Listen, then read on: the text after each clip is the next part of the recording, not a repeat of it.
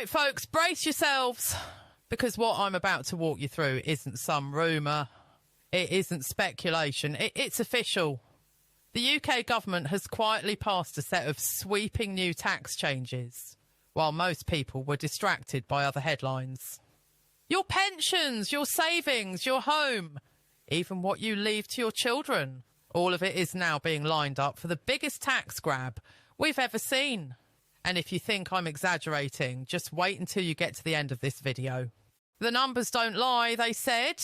Rachel Reeves inherited what was called a £20 billion gap in the public finances, yet somehow she managed to double it. We're now looking at a £50 billion black hole. So how's Labour filling it? Not through efficiency, not through serious spending cuts, not through growth policies, instead through you. Through your pay, your savings and your property. The official documents talk about £5.5 billion in so-called saving, but those are small cuts like scrapping winter fuel payments for pensioners and cancelling infrastructure projects that would have boosted the economy. Pennies compared to the whole. So where's the real money coming from? Tax hikes. So let's break it down. National insurance hikes already crushing businesses, leading to layoffs, hiring freezes and youth unemployment. 20% VAT on private schools. Sounds like a tax on the rich, right? In reality, it's closed schools, lost jobs and cut government revenue. Taxing education, yeah, that's smart. Windfall tax on energy companies, driving investment out of the North Sea, making Britain more dependent on imports while energy bills stay sky high. The result, not more money for the government, but less. Businesses closing, families squeezed, and the deficit still widening. If you're still with me, make sure to hit subscribe, because no one else is breaking this down, honestly. Remember the campaign promise? No tax rises for working people. Well, working people are already paying more.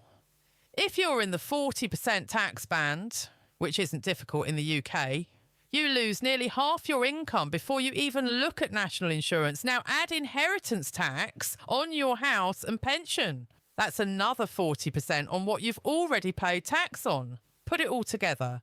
And in real terms, you're working for about 10% of your income. The rest? Taken. And just wait for Angela Rayner's leaked plan, freezing thresholds so inflation quietly pushes more ordinary earners into the higher bands, a stealth tax rise on millions. You might think, well, at least the money's being spent wisely. Think again. NHS growth strategy, vague promises about efficiency somehow leading to higher productivity, no evidence it works. Housing, £39 billion over 10 years. But if you read the fine print about who the housing is really for, you'll be furious. Transport, £15.6 billion. Again, not linked to serious economic growth. Meanwhile, the UK has some of the highest energy costs in the world. Instead of investing in AI energy and data infrastructure to boost productivity, the government is doubling down on politically easy spending pledges. Here's the most shocking part. They've rebranded the UK Infrastructure Bank into something called the UK National Wealth Fund. Doesn't that sound nice? Wealth for the nation, equity for everyone. In reality, it means the government has access to £5.8 billion of your pensions and savings. They call it mobilising unused pensions. But pensions are supposed to be unused until you retire. That's the point. And this isn't conspiracy theory. It's published. It's real. And it's already happening. If this makes your blood boil, drop a comment below. I want to hear how you feel about your pension being turned into government play money. The Telegraph laid it out clearly. Under Reeves's inheritance tax changes, the government is set to take an average of £82,000 from every ordinary homeowner. How? Through your house and pension. You work for decades, you save, you pay stamp duty, you pay income tax, you pay national insurance, and when you die, the government takes another 40%. For many families, it means your children will inherit less than half of what you built up. Now let that just sink in for a minute.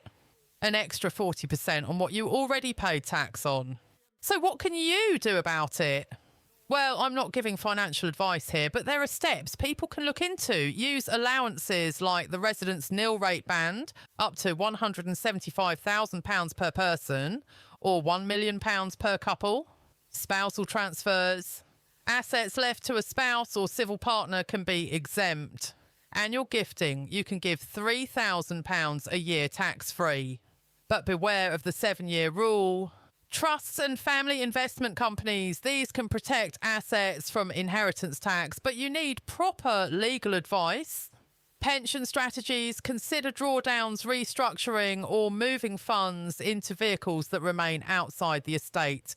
Downsizing, some families are selling large homes now and transferring wealth while they can. None of these are easy, but if you do nothing, the state takes more. So let's recap. The government has doubled the black hole, hiked taxes on ordinary families, frozen thresholds to drag millions into higher rates, and is now reaching into your pensions and savings. They're breaking promises, weakening the economy, and building a system where ordinary people end up with less, while government spending keeps rising.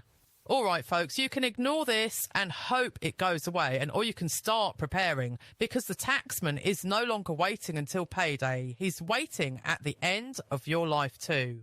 Don't forget to subscribe, share this video and comment below. The more people know what's really happening, the harder it is for them to hide it.